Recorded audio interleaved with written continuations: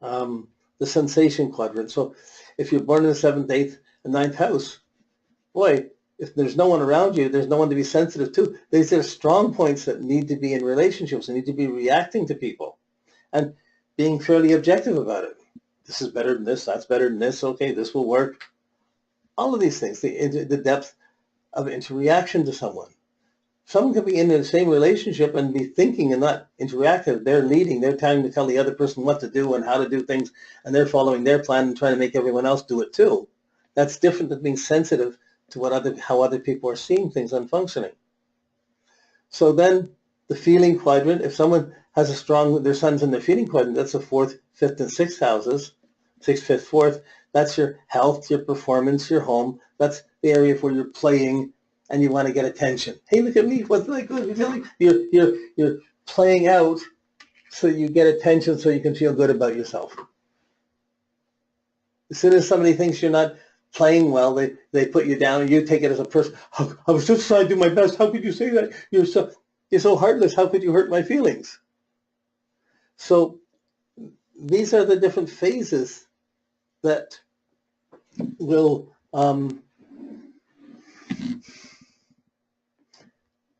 they're just the 4 phases that are. It's just like the 4 seasons, but these are the 4 sections of the day. From 6 o'clock to 12 to noon is the more thinking quadrant type. From noon till sunset, you're sensing, what do I have to get done so I can get out of here okay? Can I complete things? What am I doing? How am I reacting to people? Who do I have to still see? That sensation section. As soon as you get from 6 o'clock p.m. to midnight, that's your going home feeling, I want to do something for me. I want to feel creative. I want to feel secure.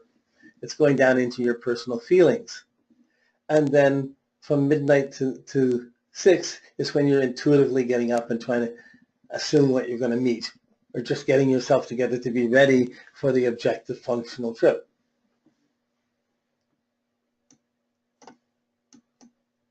So we have the projective instigative half, the reactive selective half. Each one has its own power. The reactive side can choose friends and choose people much better than the rising side. The rising sign can get things done and make things happen, but won't have the same ability to see where other people are or respond to other people so well.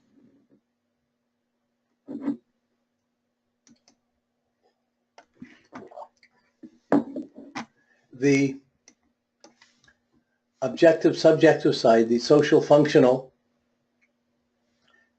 again, we have the outer world, the personal subjective world.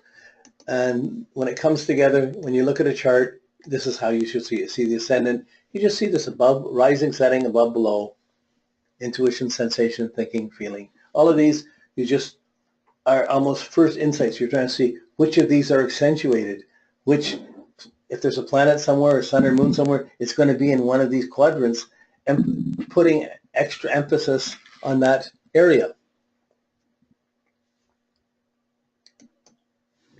Okay, so now we have the 4 quadrants, and in the day, we know the planets move 3rd house, 2nd house, 1st house, 12th, 11th, 10th, 9th, 8th, 7th, 6th. They move the opposite way of the way they're counting.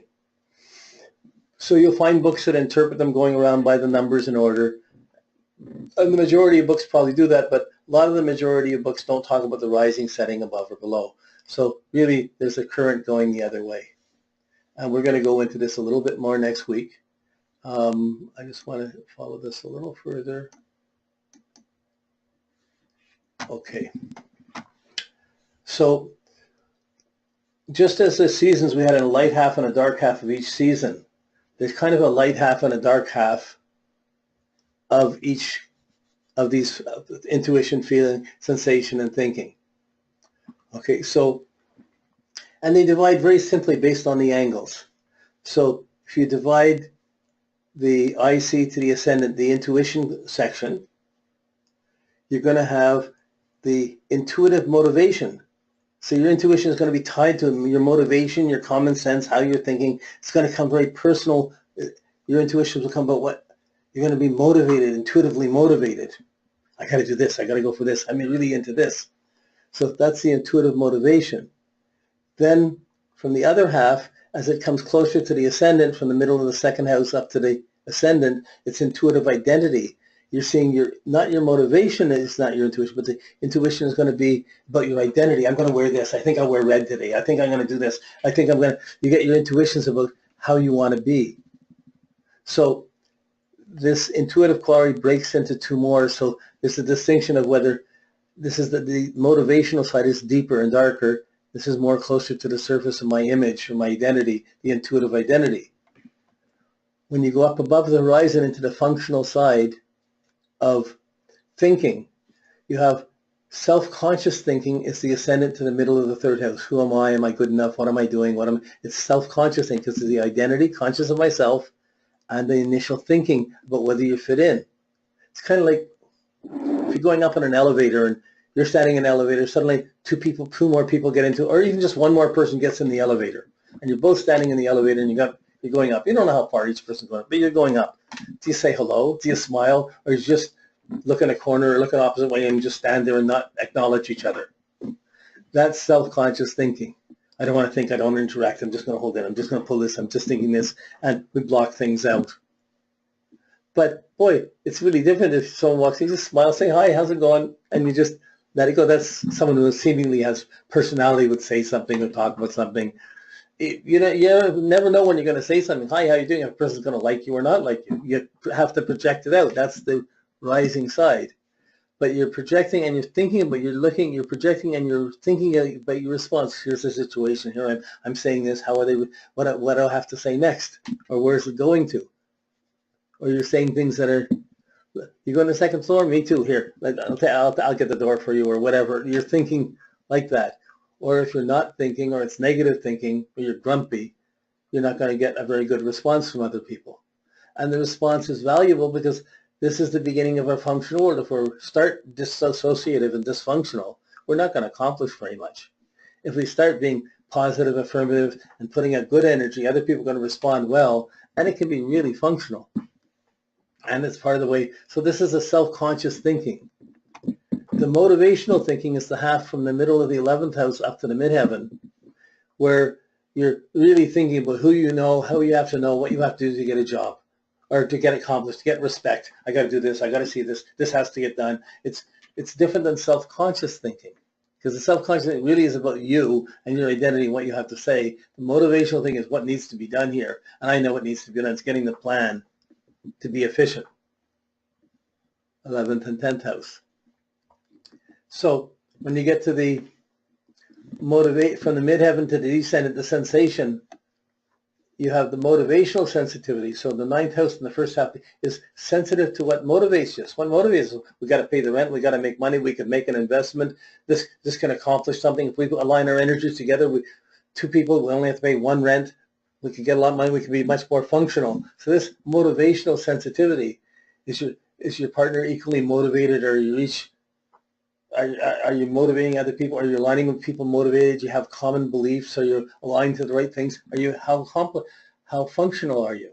So that's the motivational sensitivity, because it's close to the midheaven. The other half of the sensitivity is relationship sensitivity, conscious of being related to others at the descendant, and you're sensitive to whether this is working or not. I said something, you're not talking to me. I'm talking to you, you're not talking to me. You're saying things to me, I don't feel like responding. This give and take of relationships and being sensitive to it. How can we talk about things? It's being objective, it's trying to communicate. And a lot of relationships are a lot about communicate. The functional side of relationships is a lot about communications.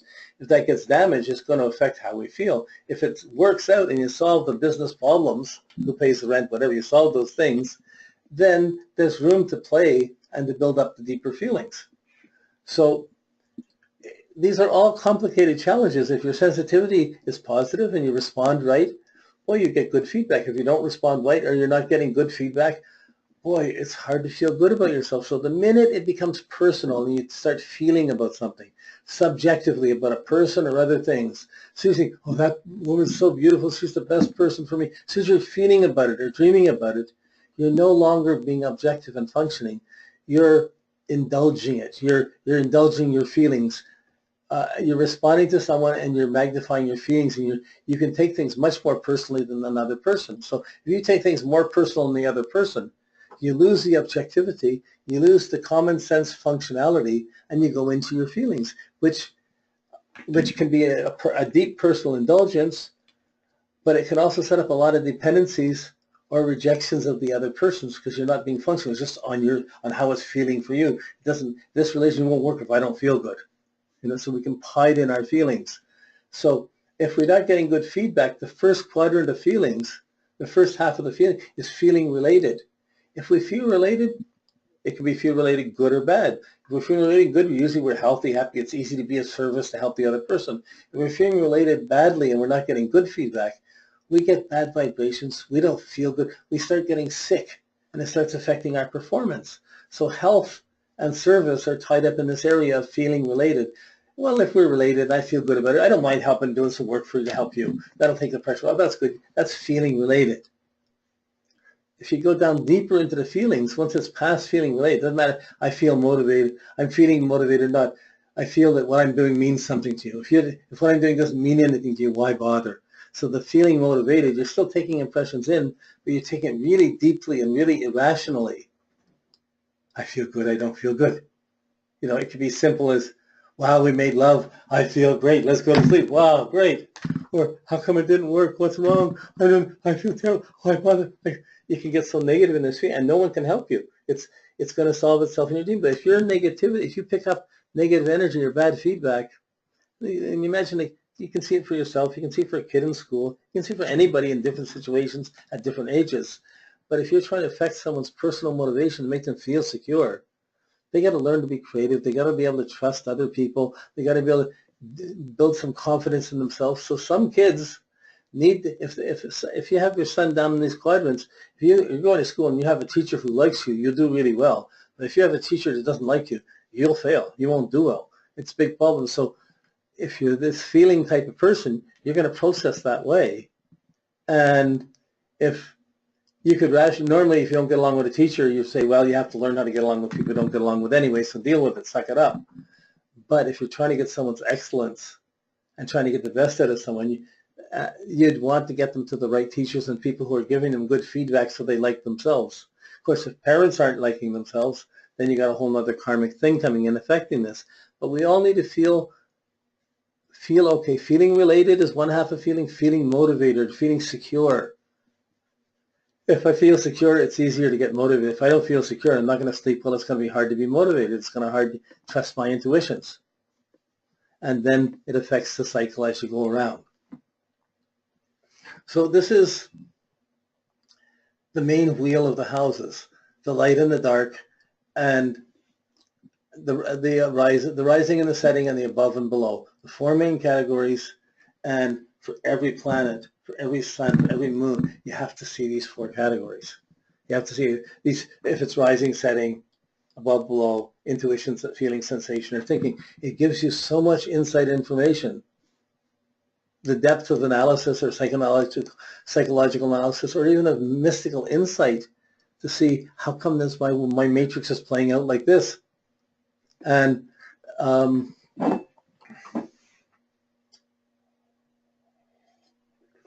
okay, so I pretty well said what I want to do. I'm just trying to think what else to say. We got half an hour more we can play with. I'm going to see. Let me just give me a minute to think here.